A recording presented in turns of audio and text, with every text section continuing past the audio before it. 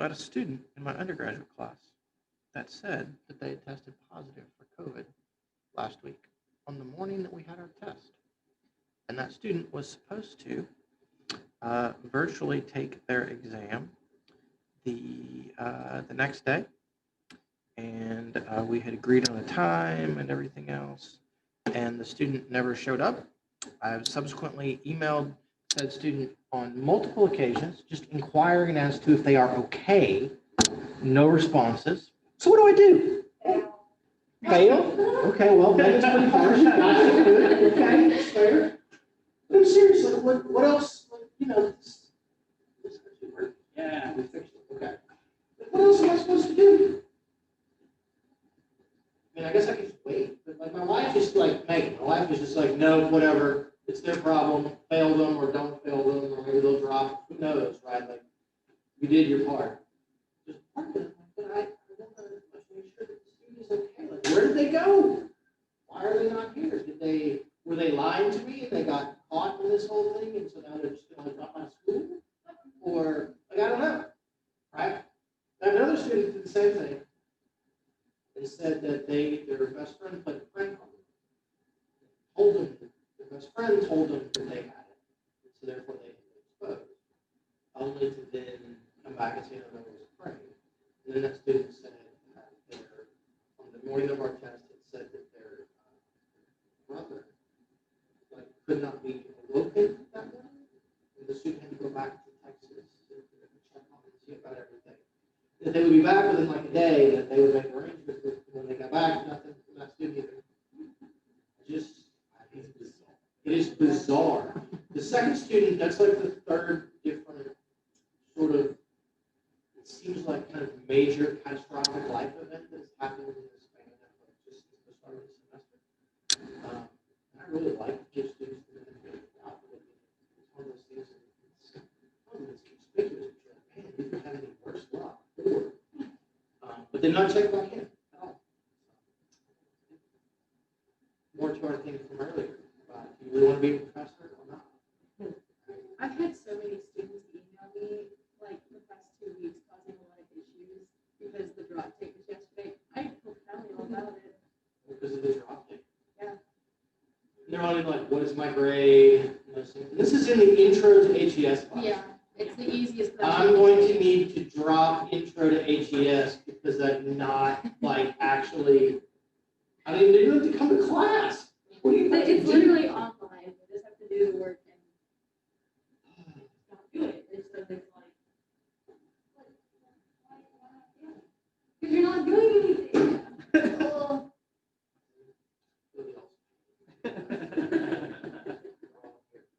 Let's just keep that in mind. In that way, everybody okay? All right. Give you all sort of like a virtual, like group virtual hug, like are we all right? Like, please stay away. I'm not actually, you know. Anyway, that's both creepy and dangerous. All right. So to actual business. Okay. So we'll hopefully finish up metabolism today. But the next thing we need to talk about, we've been talking about the control of glycolysis and the control of the aerobic pathways. And so in the midst of all of this, I now want to talk about, remember that we said that phosphorylase is an enzyme that plays a role in the rate of control of glycolysis. So phosphorylase is the enzyme that breaks down, helps us to break down muscle glycogen or liver glycogen, so that we can then supply individual molecules of glucose to go into glycolysis. Okay? So we're going to talk very briefly here about specifically muscle glycogen, okay, and its utilization during a bout of exercise. Okay? And so what I'm going to show you guys here, these are going to be some of the concepts or some of the things that are going to happen during exercise, the variables as a part of exercise that can affect the rate at which muscle glycogen will be broken down during exercise. So you can imagine then that if these things play some role, they're probably going to play some role via an interaction with phosphorylase. Okay? So one of the things that we do know is that, like a lot of things, exercise intensity is really, really important. Okay? the rate of muscle glycogen breakdown tends to increase in a roughly exponential way with increases in exercise intensity. Okay? So simply walking around doing kind of very low intensity activities does not cost us a lot of muscle glycogen. Okay? We'll get at a little bit more of that in today, why that is. But it doesn't. As you move into a job, or then you move into these much more higher intensity things that might be interval training, okay, things that might involve like squats or lunges or exercise like that, where you're doing kind of resistance training with those particular muscles. That's going to be higher intensity. That's really going to stimulate the breakdown of muscle glycogen. Okay. Additionally, over time, we have the opposite effect. Okay. Duration of exercise tends to decrease over time with a lot of exercise. So it's going to tend to be highest early on, and then it will begin to drop off over time. And what I should probably mention, this is as good a place as any, is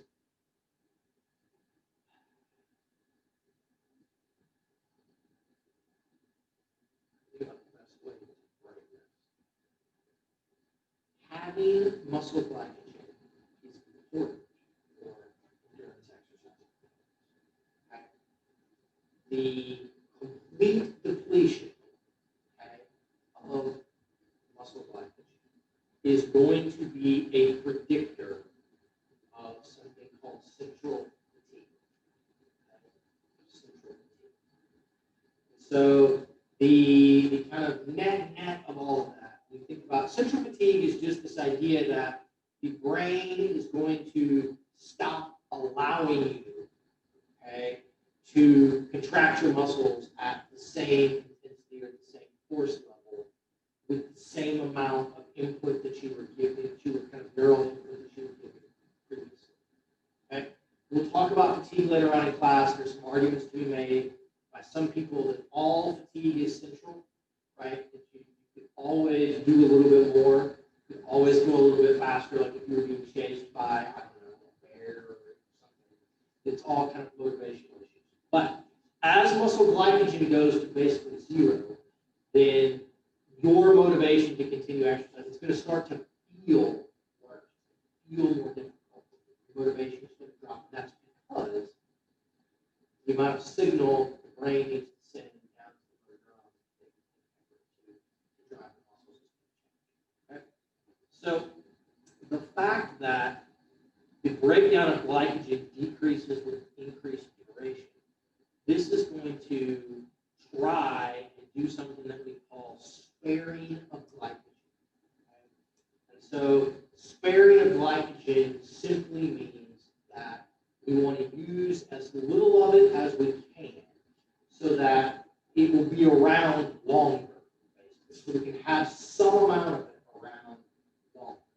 And there are some things that are going to go on with duration of exercise. There's some things that are going to go on with kind of changes in especially fat metabolism and other things. They're going to allow us, and adaptations to training, they're going to allow us to try to spare glycogen.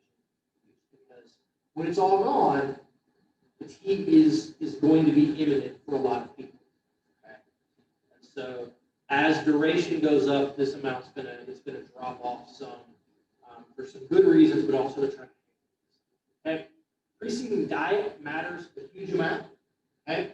If I feed you a bunch of carbohydrates, not only can I make the amount of glycogen in your muscles go up a little bit, if I feed you a bunch of carbohydrates, then you will actually use less glycogen at any given exercise intensity over any given duration of exercise. Okay? That's going to be related to, it's going to raise blood glucose levels. Okay? So preceding, or what we sometimes call antecedent diet. Conversely, if I give you a bunch of fat, okay, then you may have some kind of different things. Training status is also really, really important in general. Okay, this is going to refer to the effects of aerobic metabolic training. So things where you're going to have conversion of 2x fibers to 2A, things where you're going to have more mitochondria and more capillaries going to the muscles. Okay? So as aerobic training status increases, the amount of glycogen breakdown that occurs, again, at any given intensity for any given duration is going to drop.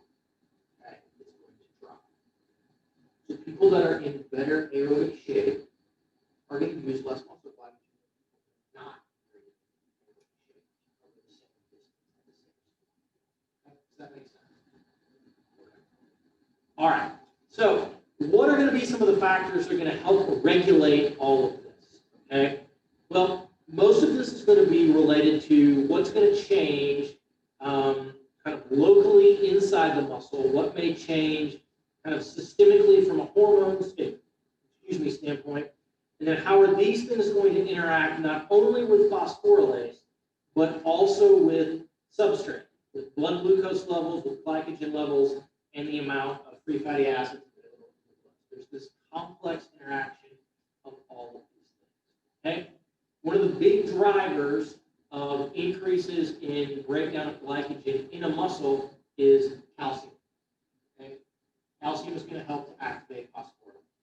That makes sense, right? Calcium release, muscle contractions. You've got more calcium floating around, you've been doing more contractions. That makes perfect sense. Okay?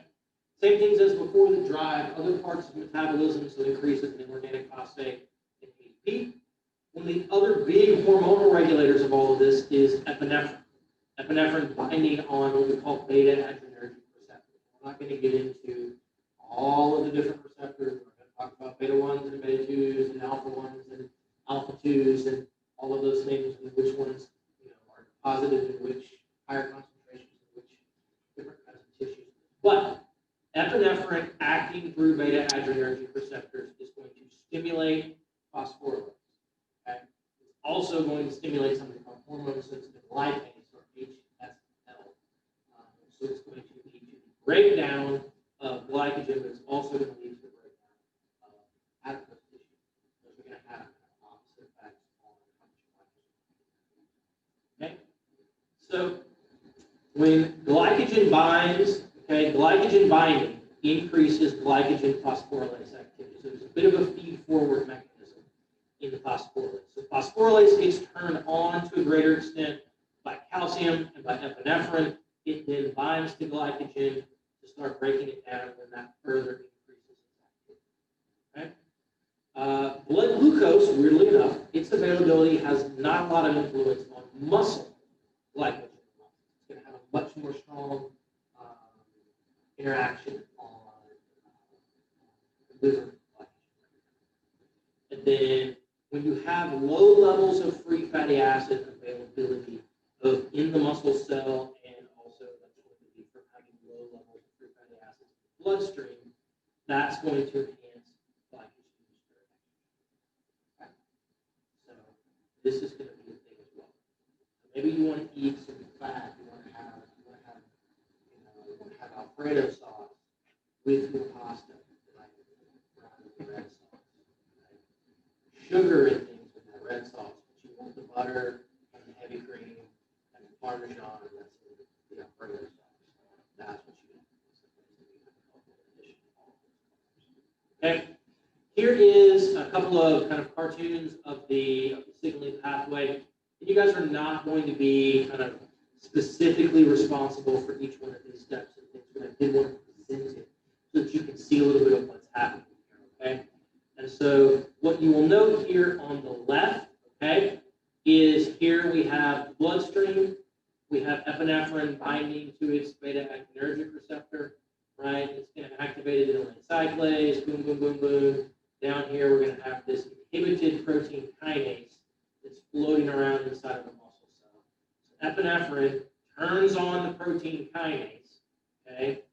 And then that in turn is then going to turn on the phosphorylase kinase.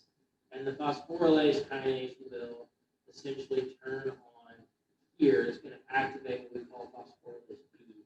It's going to turn on the phosphorylase. Here's the actual enzyme that leads to the breakdown of glycogen here. But through a series of steps, epinephrine binds and goes ping, ping, ping, ping, ping, and eventually then turns on phosphorylase. Okay? That then leads to the breakdown of glycogen. So you've got glucose glucose 6-phosphated things that are available to go into glycolysis and then hopefully the Krebs cycle. Okay? So that's one way of looking at all of this. Okay? We can also then look at other things that are going to activate this phosphorylase B enzyme here, which is the one that breaks down glycogen. You can look here, also inside the muscle cell.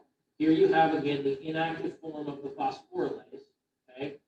And what you can see then is it has these sites to bind AMP. It has these catalytic sites that are going to be there. And what's going to end up happening is through calcium, then calcium is going to activate this phosphorylase kinase, which is here. It may then inhibit this phosphorylase phosphatase.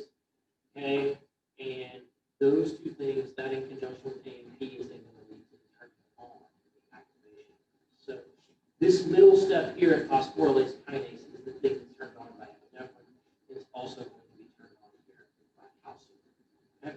And the net effect of this is that if I inject you with epinephrine, you will start breaking down muscle glycogen. If I inject you with calcium, it might tell your cells to start trying to kill themselves. But if I had you start doing muscle contraction, calcium is weird, right? You need a little bit, you get good signal. You need the calcium to turn, to bind to troponin and do things. You may need some calcium to signal with all of this. You may need some calcium to help regulate the movement of GLUT4 to the muscle membrane. If the calcium stays around too long, though, the cell-dense sarcoplasmic reticulum has been ruptured, and that it's unable of kind of functioning, and so it just undergoes apoptosis. So there's some weird things that they're going to have this balance. So if I inject you with calcium, maybe not great things are going to always happen. Okay. All right. So this is going to try. Okay. These are some data here from a paper.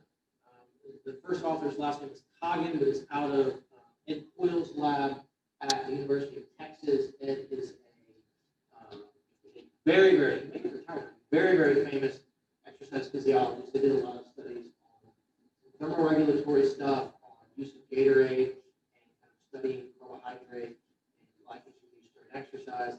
He is also, unfortunately, the initial scientific defender of Lance Armstrong, and that did not work out particularly well for him. Very excellent scientist. So what we're trying to show here, okay, is these are data that were published, that they came out, almost 20 years old now, but they're from Luc van Loon's lab in Denmark, Copenhagen. University of Copenhagen is very one of the best sort of exercise science places in the world. You can do all sorts of things in Scandinavia that you can't do. Like the IRB lets you do things that you can't really get away with. So what you can see here is, and the point of all of this, I like this, we're trying to show a little bit of the effects of exercise intensity, but also then here is going to be exercise duration on muscle glycogen kind of breakdown and the muscle glycogen contribution, in addition to plasma glucose and plasma free fatty acids, okay, to energy use during exercise, aerobic energy use during exercise. So here on the y-axis, we have total energy expenditure. It's kilojoules of energy expended relative to 1 minute of exercise. So normalize it that way. So you can see we've got people that are at rest, and then at 40, 55, and 75% of their maximum power output on a bike. And so then the different colors represent our different substrates. So the gray here is muscle glycogen. The white is plasma-free fatty acids.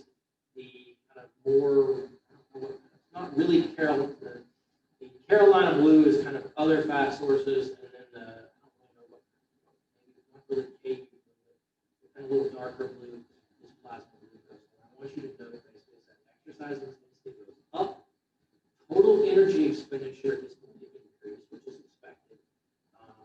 But at rest, very little glycogen use. But then as intensity goes up, muscle glycogen use is going to go up.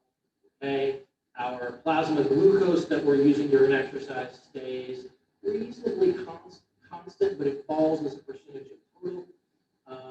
And And then our plasma-free fatty acids, the use of the stuff coming out of adipose tissue, is going to kind of increase. And our fat use from other sources, which is mostly the food inside the muscle, is going to drop. Okay, so the big takeaway is as intensity goes up, glycogen use goes up. Okay? That's that one. This one over here is, I hope, a little more complicated, but hopefully I can explain this to you in a way that makes sense. Okay? So what you can see here is we've got on the x-axis, we've got 2 hours of exercise. So this is again cycling for 2 hours, and then this is percentage of the total energy expenditure. So the x-axis is not an absolute amount. It's just these were people that were basically, I think the bottom half, they're walking very, very slowly. And then this one is kind of cycling at like 60 or 65% of the max. What you can note is that 15 minutes in, right, each of these kind of color blobs is going to represent at that particular instant the percentage of total energy expenditure coming from this individual substrate. Okay? Because what you can see then is here, early in a bout of exercise, we're using more muscle glycogen than we are out here at the 2 hour time. So here's this illustration of muscle glycogen use falling. It's not falling a lot, but it's going down a little bit over time. Plasma glucose use is going to rise a little bit, but it's mostly unchanged over time. Intramuscular triglycerides, so fat that's in the muscle, is going to be higher used early on, and it's going to kind of peak out, and it's going to begin to fall, and then the use of plasma-free fatty acids is going to begin to fall. So what you can see is this kind of inverse relationship. If muscle glycogen use dips, then the additional energy that is needed to be created that we're losing from glycogen is to get taken by free fatty acids.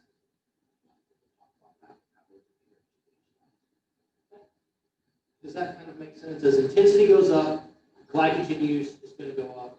As duration increases over time, and you will note it's really going to begin to fall early on, and it's going to fall out here until about an hour or so, and then it stays pretty good. If this continued at a higher intensity or for a longer duration, eventually it will fall down to basically 0. It's gone. Okay? Marathon runners tend to use up their muscle glycogen somewhere around mile 17, 18, or 19, depending on what your pace is going to be. Anybody who run a marathon? Look at YouTube. They'll just try to make it. It's the runners. So Maggie, you're not a distance runner? Okay, so never mind. Callie, what's the farthest you've ever run? Okay, but you've never done like more than. If you've never even run a 10K? Okay, never mind. Callie's never had the wonderful experience. I walked a marathon once because I'm a crazy person. And my mother-in-law would walk marathons, and after she passed away, my wife and several of our friends, we did it in honor of her. We walked for like 7 hours. Exactly. Yes. We probably used up all of our muscle glycogen, but there's a thing that's called the runner's wall. We just talk about it in popular culture. People often talk about marathon runners that occur somewhere in the high teens. And like I get to that point, and then it really begins to get much more difficult, and it sucks. Physiologically, that's because your muscle glycogen is gone, and your brain is beginning to tell you, hey, if you don't think this is such a great idea, right? I would argue it's never a good idea. But the brain is telling you that, so you have to try harder to go at the same pace, basically. It becomes more effortful. My dad, the old marathon runner that he is, anybody from Tulsa? Near Tulsa? Okay. I'm going to do a stereotypically sort of Oklahoma, but also Arkansas kind of thing. It's popular when I was in high school. I assume there's a radio station out of Tulsa that they would have their morning guys would call, would prank call people as this sort of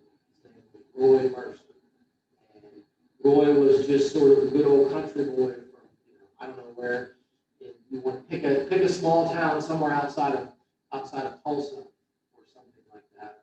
And Roy would call and just sort of argue with people, right? And his thing was he would always ask people, like, how big a boy are you? Have you ever had your, he'd always like, have you ever had your ass whooped? Because I'm about to come down there and give you one. He'd be like, I called and you didn't, I did this and you messed up, like you scratched my car up and I got you on video or something. Anyway, so my dad was somehow weirdly very fond of this, these kind of call-in, because that's not all my dad's kind of humor. So Dad, there's a point to all of this, I promise. I'm getting there. My wife tells stories very slowly. She gives lots of details. We were like 20 minutes in here, like, wait, was there a point to all of this? I'm always good there. So my dad would always characterize back in the last 5 or 6 miles of the marathon as it's how big a boy are you kind of a thing. But you get to that point and you're just done. And it's just all a matter of kind of mind over matter. Can you just tolerate the uncomfortableness and the pain and all of those things for the end? So in that instance, how big a boy are you would be how big a girl are you, whatever. It's just sort of, that's how he would kind of characterize those things in the midst of all of that. So there we go. So that's kind of what happens as the muscle glycogen falls. So that will be an acceptable testing, right? The muscle glycogen is gone, exercise then becomes just about how big a boy are you. So we'll YouTube, we'll find some, they used to sell like CDs. There was just, all the CDs were just like a collection of those like calls. And then people. Probably listen to the radio. Anyway, I'm aging myself. Then we always call in the morning, and we could barely get to the radio station, and we would like sit in the car. Okay. Here's some evidence on diet use and glycogen depletion. And so what you can see here is this is the amount of fat oxidation, the amount of carbohydrate oxidation, or RER. This is going to be on people that are eating a diet high in carbohydrate or a diet that's very high in fat. They're calling it fat adapted. I don't want to talk about what fat adapted means at this particular point. When this study came out, it sort of looked like it might mean something else. We have more data now. But there's basically a hypothesis that has some support. If you eat a bunch of fat, then you can, in essence, adapt your body to use more fat as an energy substrate. Therefore, if you then eat a bunch of carbohydrates before you convert your distance, and because you are fat adapted, okay, you will actually deplete less glycogen over the course. It will take you longer to deplete your muscle glycogen before it may be beneficial for endurance exercise. There's some support, there's not as much support, it's kind of a crazy thing. All I want you guys to look at is this is very simply people eating a bunch of carbs, people eating a bunch of fat, and they're having them do basically some sort of a performance. Right here, we're looking at what they're doing at day 1 and day 6 at rest, and then over this 2-hour. On day 7, they're doing a 2-hour cycle. And what I want you to know is just simply that RER is higher in people eating lots of carbs, it's lower in people eating lots of fat. Shockingly, because of that, carbohydrate use, which is going to impart some level of glycogen use here, okay, is going to be higher in people that eat a lot of carbs, lower in people that eat a lot of fat. Okay, and so then this is just going to show kind of the breakdown from this by taking some biopsies and doing some tracers and this kind of information that you can know how much energy are in their 2 hours where they derive fat, black.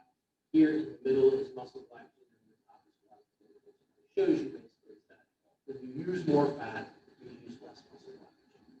And then this was their time to complete a time trial at the end. So they rode for 120 minutes, and they gave them another amount of distance they had to cover after all of that, which is particularly brutal on those things. And you can see that it looks like the mean in the fat adapted people is a little bit lower. It's actually driven most of this person. You know, talk about outlier yet? Stats box. This thing looks like an outlier to me, if I was to guess in the midst of all of this. they did really shitty their first go around, and then much better. So they're making these very small kind of improvements, very large kind of improvement that maybe drive it to a level. Okay. So the next piece of all of this, as we talk about carbohydrate metabolism, is we talked about muscle glycogen use. Let's talk about liver glycogen and the interaction between blood glucose levels and liver glycogen levels, liver glycogen breakdown. Okay? So the body, I believe you mentioned this last week, the brain and the body at all costs want to maintain plasma glucose levels. Okay? Somewhere around 100 milligrams per deciliter of plasma glucose is what we need at all times. If it goes below that, coma death. Okay? That's going to be our solution. So what happens then, as we begin to, during exercise, as we begin to translocate GLUT4 to the muscle membrane, to bring glucose out of the blood into our muscle cells, in addition to breaking down the blood. We bring glucose in, then our blood glucose is going to begin to dip.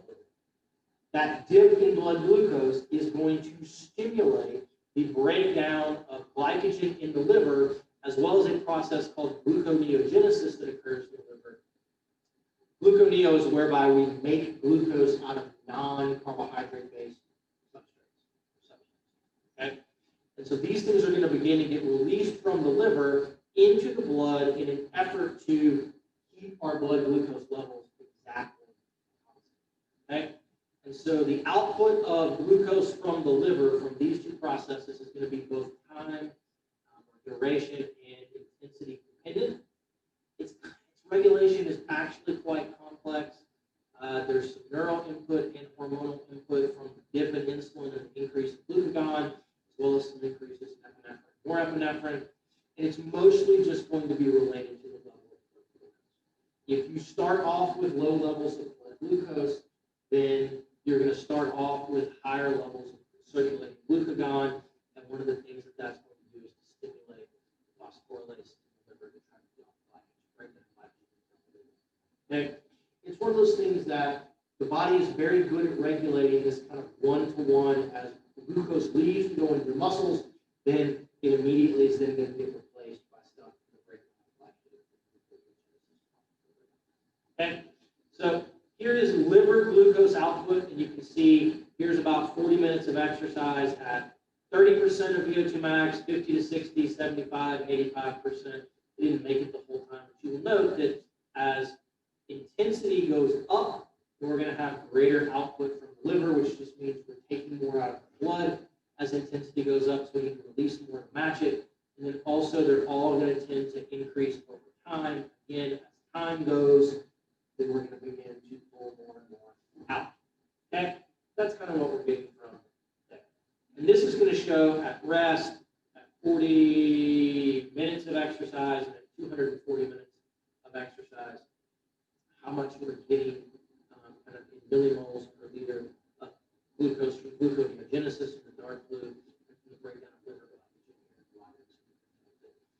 Typically, it's going to be mostly liver glycogen until we get kind of way out here. And as we begin to break down more of that, then we'll start kind of stimulating gluconeogenesis. If you want to know more about gluconeogenesis and a bunch of things to regulate that, if you're on like low carb, high fat diets,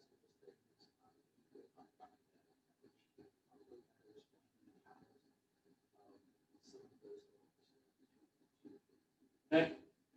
We've already talked about lactate shuttle to some extent. You're also going to get some carbohydrate. It's going to be used during exercise from lactate.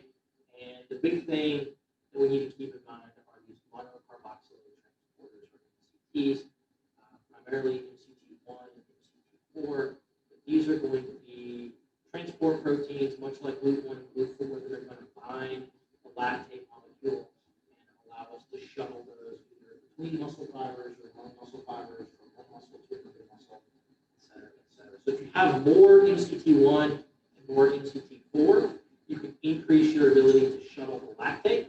And if you can shuttle lactate to a greater extent, then you can increase the percentage of exercise that looks lactate threshold.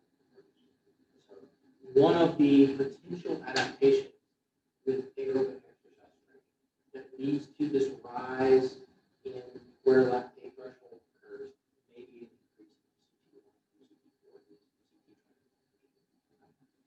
again, if you take endocrine metabolism with Dr. Deb, and even a little bit in exercise phys lab, she will talk more about some of these requirements, just like so this is a little bit more, you can see the LDH enzymes that are going to be kind of out here and around. Okay, we're going to finish off the last kind of bit of this. We're going to talk about the breakdown of fat for energy. Okay, so fat metabolism is a unique and particular case of aerobic metabolism. You're only going to be able to derive energy from fat through the Krebs cycle and oxidative phosphorylation of the electron. Okay? We're going to basically stick the fat into the Krebs cycle, and it's going to look like, right, as an acetyl coenzyme A molecule, just like stuff coming from pyruvates, coming from carbohydrate. But there's a series of steps and reactions, oftentimes referred to collectively as beta oxidation, that take place prior to us getting to the acetyl-CoA that actually goes into the Krebs cycle. Okay? And it is surprisingly complicated. Okay? Surprisingly complicated. And it involves lots of things that all have the same kind of abbreviated names to them.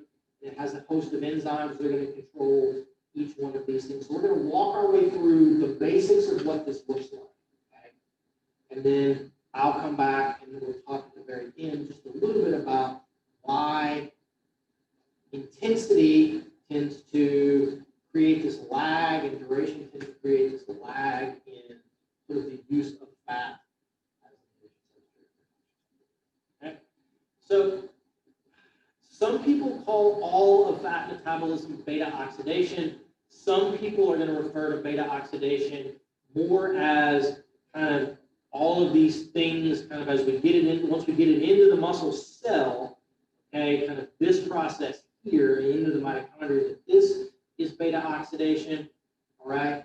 You guys can kind of see how we're going. There's going to be a series of steps, okay? We cannot directly use fat from adipose tissue. We must break it down into its individual molecules of free fatty acids, okay? So we're going to need to then get the free fatty acids out of adipose tissue. That's going to involve a process called lipolysis, okay? Lipolysis is going to be run by a collection of enzymes that are called lipases, okay? Lipase enzymes break down fat. Several different ones that we're going to encounter, but at the end of the day, they're all going to do the same thing. Turn stored fat in adipose tissue into free fatty acids and molecules. Okay? And then those molecules are going to get basically stuck down. Once we have activated the lipases and we've broken down adipose tissue into these things, free fatty acids and glycerol are going to get released into the blood, whereby we have to transport them from their adipose tissue storage site over to the muscle.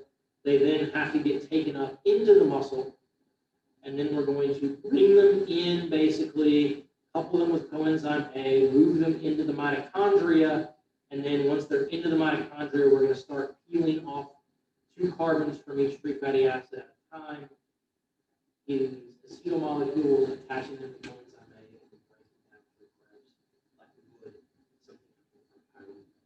Okay?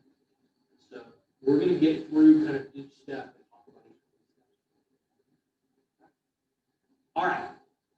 So let us talk very generally, okay, about kind of lipid metabolism and our lipid storage types of things to start off with. So most of the things that we have, most of your storage of lipids is done with triglycerides. Okay? A triglyceride in adipose tissue or inside the muscle is going to be broken down via the lipase enzyme into a molecule of glycerol and 3 molecules of free fatty acids. Okay? You have triglycerides, as I said, in adipose tissue. You have some around your liver, and then we even have some that are stored inside your muscles. Okay? Little lipid droplets that are going to be inside your muscles, which are kind of crazy. You have an average sized person, and then as you get old like me, it's likely going to increase, or that's what the epidemiologists would tell us. A very large deposition, large depot, large storage of fat. You've got enough fat that you can power your body without any other kind of food, just on that fat for a couple of weeks. Okay? So you can go on Survivor and not have anything to eat. You can go on Naked and Afraid or whatever it is for one of my wife's best friend, her husband's favorite show is Naked and Afraid. I don't understand it.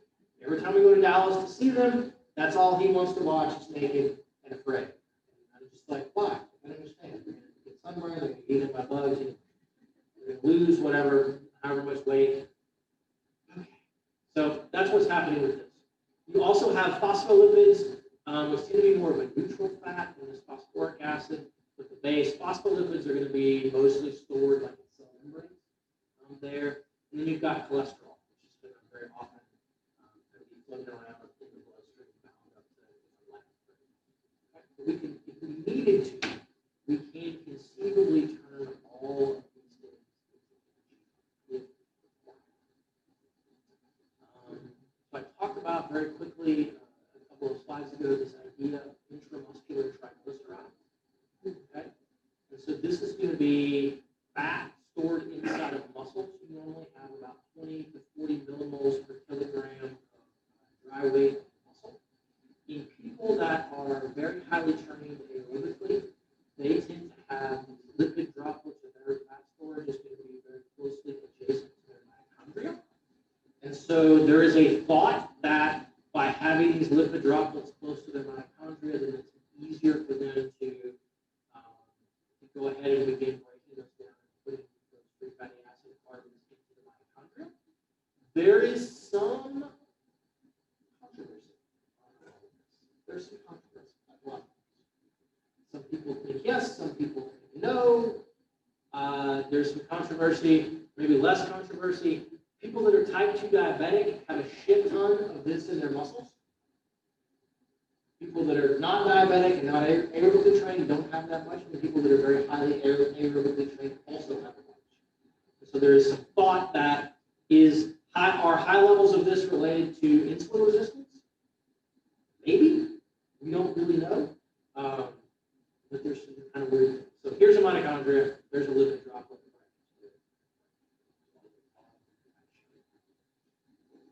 In order to, so we're going to break down the fat and adipose tissue. We're going to get into the bloodstream. We have to move it around and transport it in the blood. Okay? When I was a postdoc, and we were giving people ginger supplements or placebo supplements. We would make them consume the ginger supplement with a small, like little Dixie cup of water with 2 teaspoonsful olive oil. Okay? So, do you guys know what happens when you pour olive oil into water? It separates. Very good. My postdoctoral advisor thought, and there was some evidence that we thought that if you had fat in there, it would help increase absorption, speed up absorption, oxygenate your system. And he was like, "Oh no, Chris, it's fine." Like, because our first thought was, we'll just have a teaspoonful of olive oil. Just like take a shot of olive oil. And he was like, "No, let's mix it with water." And I'm like, "Why?" Like, and he was like, "Get it and like try to mix it." I'm like, "You have a PhD. Like your wife is a molecular geneticist. Like, how do you not know that, like, it's not going to matter how much we stir it around? It's going to stay separated." Anyway, but at least having some additional water, we can kind of cut the taste of it. So, transporting fat in your blood, okay, by themselves, the triglycerides or the free fatty acids or the cholesterol molecules are going to exist in your blood like the olive oil does in the water, okay? They're going to separate. It's not going to be easy to move them simultaneously at all. So in order to accomplish that, we are going to very often have these kind of storage sites or these way that we're going to bind up the fat with some of the protein and shield the fat from the water so that it can move around. Okay, so a lot of dietary fat in your circulation, kind of out of the intestine, is what are called chylomicrons. Chylomicrons are, in essence, little balls of fat. Where the fat has gone into the middle, you got proteins and really charged molecules around the outside that are going to be attracted to the water so it can move around without any problems. Cholesterol moves around bound to these things called lipoproteins. We have very low density lipoprotein, we have low density and high density lipoprotein. They're going to bind up an amount of cholesterol as well as an amount of triglycerides that are going to be on there. In a different class, you'll probably have already talked about LDL is bad cholesterol in theory, HDL is good cholesterol because there's actually less cholesterol there.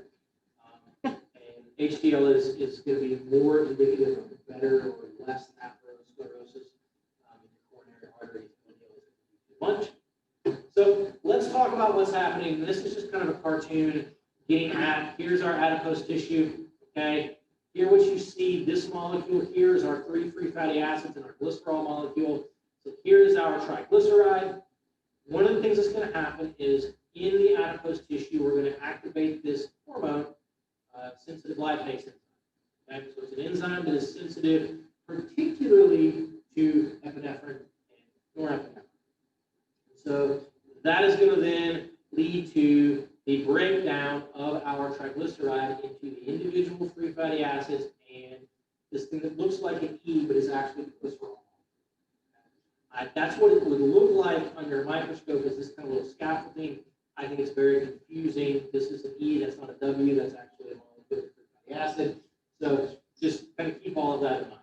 Those things are then going to get dumped into the bloodstream, okay, whereby there is a reasonable chance that they're going to have to get kind of bound up either on albumin, okay, which is a very, very large protein that can bind them and carry them around, or they're going to get bound here onto into a chylomicron or onto one of our lipoproteins. Those things then are going to get moved out, right? They can get taken up into the liver, they can get taken up into the muscle tissue. And some part of this, if it circulates around and it never gets used up, it may actually go through the reverse.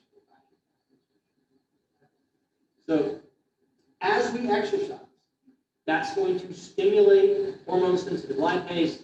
That's going to stimulate the breakdown of free fatty acids in adipose tissue. And so over time during exercise, the amount of free fatty acids and glycerol in your blood is going to rise.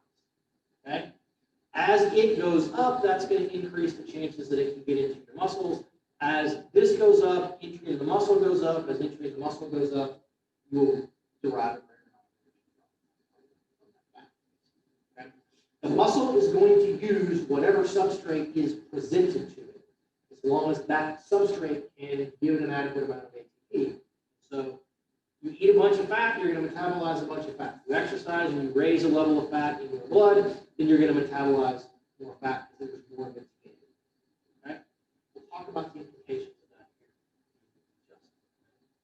here. Okay, so we had lipolysis, that's kind of our second step. We've gotten it into we've got it here in our vascular space, so it's in the blood vessels. Now we need to take the free fatty acid and move it here into our muscle fiber. And there's going to be a host of transport proteins. Okay, you've got this fat transporter, FAT. You've got a fat P transporter. You've got this FAB-P transporter. All of these things, you guys don't have to know all of these, but there's a host of these transporters. They're going to bind the free fatty acid and bring them into the cell. Once they're in the cell, remember the sarcoplasm or the cytoplasm of the muscle cell is still mostly water. And so we have to continue to have those fat molecules bound to something in order to be able to move around. And so we may take all of these things, we're going to do a couple of processes, and we're going to hook a coenzyme A molecule on there. We make something called acyl coenzyme A, not to be confused with acetyl coenzyme A, because the biochemistry of this naming convention is not at all confusing. You make something called acyl CoA, and then it's going to bind to something called CPT1, which is, this is the mitochondrial membrane here, the membrane of the mitochondria, and then it's going to hook it up to carnitine. CPT1 stands for carnitine palmitoyl transferase, but acyl-CoA binds to this. You make acylcarnitine, it comes down here. CPT2 then dumps it off into the middle of the mitochondria, where we then take the acyl-CoA through beta oxidation and turn it into acetyl-CoA, and then the acetyl-CoA goes into Krebs cycle. Got all that? Too many acyls and acetyls and CoAs and transferases and fat and fabs and all of those things. So let's walk our way through a little bit of this. Okay? So we're going to back up. We're going to back up to the to our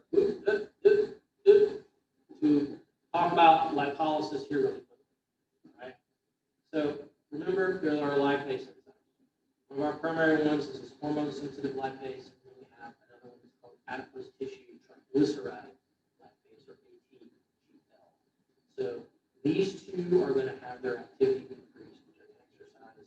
That's going to increase lipolysis of free fatty acids into the blood to hopefully have them carried in by albumin. Albumin is this giant protein, huge, giant-ass protein. It's not quite as big as Titan, but it's giant. Okay, so it's going to help us by carrying this. So one of the things that we know, okay, is that insulin, adenosine, and epinephrine and norepinephrine are going to help us. Okay, they're going to help us activate adipose tissue triglyceride lipase. Both of those enzymes are largely inhibited at rest. They're going to be inhibited by insulin. Okay? Insulin is going to drive glucose in. Insulin is going to signal to help us store things as fat, not to break them down. Okay? So epinephrine and norepinephrine, on the other hand, through beta 1 and alpha 2 receptors, are going to hopefully activate. So during exercise, epinephrine and adenosine levels are going to increase, insulin levels are going to fall. That's going to lead to this uptick in activity of our two lipase enzymes. They're going to start breaking down our stored triglycerides. The important thing to remember out of all of this is that this takes somewhere between maybe 10 and 30 minutes. It's a slow process. Okay? One of the reasons that carbohydrate use declines over time in exercise, fat use increases over time during exercise, is simple kinetics. It is simply that it takes a little bit of time for all of this to get turned on and for us to begin breaking down adipose tissues so that we can present some free fatty acids to the muscles. Okay. So that's one of the other reasons why when you do very high intensity exercise where you need lots of energy right now, you don't use much fat because it takes a while for us to break down that fat. If you eat the lunch, then you will have some that you can readily take up. But this is going to be one of those other deals where kind of the speed of things is going to. Okay. So once we've dumped the free fatty acids into the bloodstream, the muscle is going to extract about 50% of those things. There are these kind of different transport proteins that tend to be found on the surface of the muscle fibers.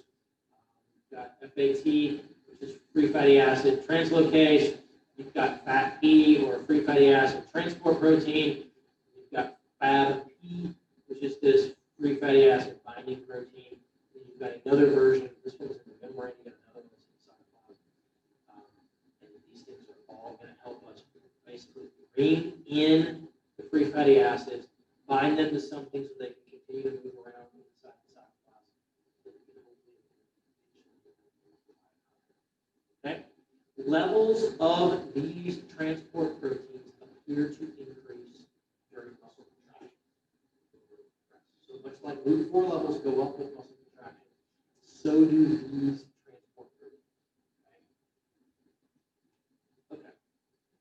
We now have it inside the cell. It's in the cell. Now we can do something that we're going to call activation, and this is the weirdest. These next couple of steps are the weirdest steps. We've got to activate it, and then move it into the mitochondria, and then basically deactivate it so we can do something else with it. Okay? So what's going to happen is we're going to attach a coenzyme A to our free fatty acid. This is going to happen on the outer mitochondrial membrane. Okay? It forms a compound called fatty acyl coenzyme A. This costs us a little bit of energy. Not to worry, if we break down the free fatty acid molecule, I promise you we're going to get all that energy back plus the whole. Okay? So what tends to happen then is we have our fatty acyl CoA, all right? We are then going to, that's going to be run by this fatty acyl CoA, this synthase enzyme here. We are then going to take the fatty acyl CoA, we're going to attach carnitine to it, pull off the coenzyme A, we make something called acyl carnitine, which is run by carnitine palmitoyl transferase 1. Remember, we can take the acyl carnitine and through some somewhat not fully understood mechanisms, bring it to the inside, and then we lop off the carnitine to get recycled and magically put the coenzyme A back on. Why can't we just take this molecule here and transport it directly since we have it here, and then we have it again down here? I don't have a clue. It makes no sense to me. It never has. Okay? But clearly something about the coenzyme A is going to prevent us from moving it across the mitochondria. So we pull it off, attach it to carnitine, spin it down, move it over, put the coenzyme A back. Okay? All right. So we've done those two things there. Then we're going to go through kind of what most people refer to as the actual process of beta oxidation, which is taking this fatty acyl CoA, and we're going to then break it off 2 carbons at a time into an acetyl coenzyme. That's going to take the acetyl CoA. Okay? So regulation of this, when we have high levels of NADH and FADH, that's going to prevent beta oxidation from happening. Increase very high levels of acetyl coenzyme A, potentially from lots of carbohydrate use, very low levels of energy expenditure.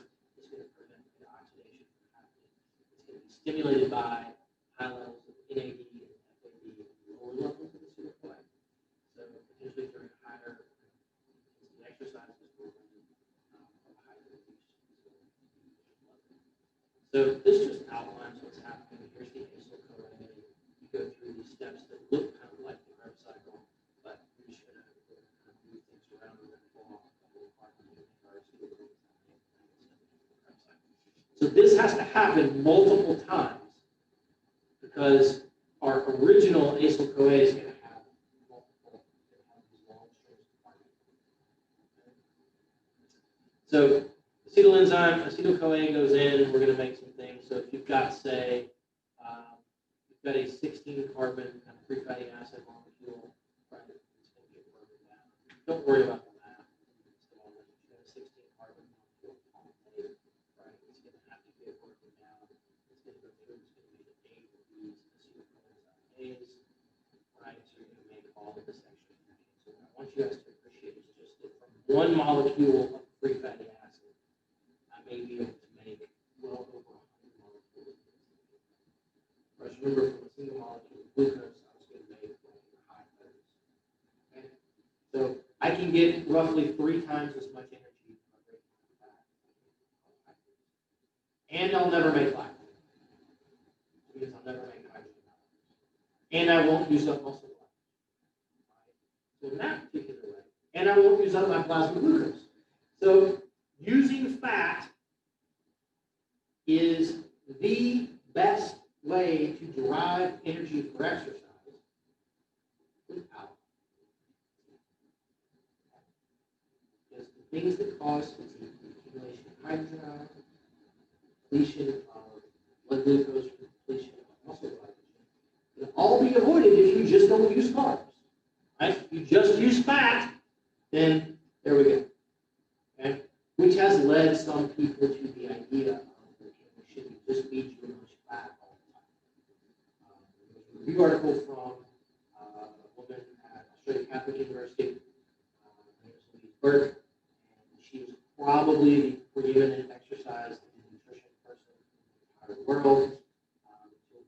recently, she and her husband were kind of the lead sports scientists for the Australian Olympic teams, in addition to the other stuff that they do. And she just had a regular thought about how actually it costs you, because it costs you more energy to break down the fat, because for breaking down carbohydrates, it just may be really to eat a bunch of fat and not quite as efficient.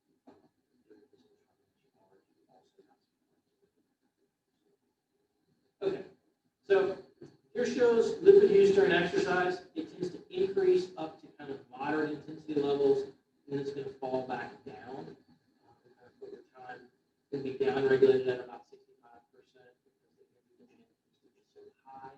We're going to start by eating there. We're going to start dumping more and more and more glucose from the glycogen things in. And so therefore, we're going to continue to have these kind of high levels of glycogen derived out of pyruvate. That's going to begin to kind of shut down. Okay. Types of delivery, we talked about okay. Last thing for today, and I promise I will let you go.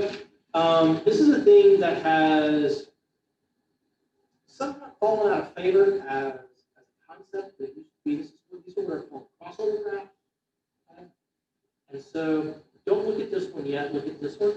And what this is graphing is the relative kind of fuel oxidation. And so here in white we have fat, in our dark squares we have carbohydrates, and it's the percentage of exercise intensity. And so what this tells us is that low intensity exercise, the vast majority and kind of aggressive, the large majority of our energy is coming from breakdown of fat rather than from carbohydrates. But at some exercise intensity, usually at about a moderate intensity for a lot of people, somewhere around 50 or 60%, you reach this crossover point. You're going to get to a point where your substrate use is roughly 50-50. And then as intensity continues to go up, then carbohydrate use is going to go up and fat use is going to go down. You may say, well, that makes sense, Dr. Black, but why should we care about all of that? Well, part of why we should care is that as this carbohydrate use begins to go up, as exercise intensity goes up, at some point out here, we're going to start using so many carbs and so little fat that we're gonna have so much pyruvate available that our pyruvate is going to exceed our ability to use it in the mitochondria, and we're going to reach lactate threshold. And then once we've reached lactate threshold, we're going to start making lactic acid, start having these hydrogen ions that may begin to cause fatigue. And as this goes up and up, you also have to appreciate that we're pulling glucose out of the blood, which means we're then having to match it by breaking down glycogen in the liver. And we're breaking down muscle glycogen. So as those two things, if blood glucose dips too much, or once muscle glycogen has dipped and gone down near zero, even if you're somewhere here where you may be below lactate threshold, as those things go and they begin to fall, those can also fall. So that's one of the reasons why you can look at substrate use and have a rough estimation or a rough prediction on at what exercise intensity, okay, we're not going to fatigue very much down here. We can go a lot longer at these kind of lower intensities, but at these high intensities, we're gonna reach some tipping point at which we're going to use so much carbohydrates that we're going to need. Does that make sense? And so this one is the same graph, but it's trying to graph here in the solid upbend line, glucose, in the dashed upbending line, it's glycogen use, okay? So it's trying to say here is, right, glucose utilization, glycogen utilization, and then the one doing this one is going to be the free fatty acids. So it's the same graph. They just split it into carbohydrate from blood glucose and carbohydrate from the breakdown glycogen. You begin to see again, kind of right in here where there's going to be this kind of exponential increase in glycogen use. So people may be able to get right in this area here and run or cycle for some extended period of time at that without fatiguing. But as the glycogen use goes up, that's just going to accelerate your depletion of it and then lead to kind of faster fatigue. But you have to balance all of these things together if you want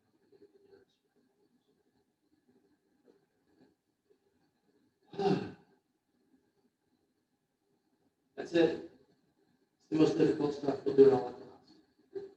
Starting on Thursday, we're going to let Alex, we're going to let Jacob teach. Because we're going to talk about something like the cardiovascular. First, we'll do a little bit of critical thinking. There are critical thinking questions? It's just a simple one. It's a big one, right? Yeah. We'll do a little bit of that, and then we'll start the cardiovascular system on Thursday. But what we may do is we may look at our tests, and then we may do the critical thinking and decide that we're going to So, I don't remember when the email went out, but obviously we're not coming back after Thanksgiving, so your last test will be exclusively take-home, which deprives me of the ability to tell you guys that it was always going to be take-home. It's always only take-home on the final exam, but I just don't say that until like the week before, and I make it seem like I'm giving you guys something because I'm a nice guy. So for those of you that teach classes,